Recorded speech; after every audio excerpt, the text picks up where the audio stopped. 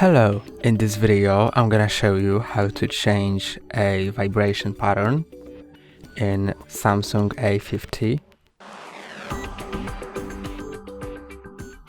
First, open Settings,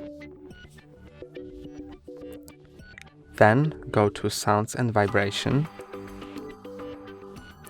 and now you can go to Call Vibration Pattern or Notification Vibration Pattern.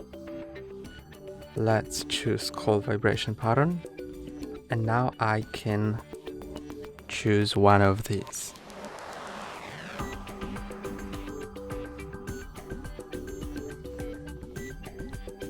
And that's all for today. Don't forget to like and subscribe. See you next time.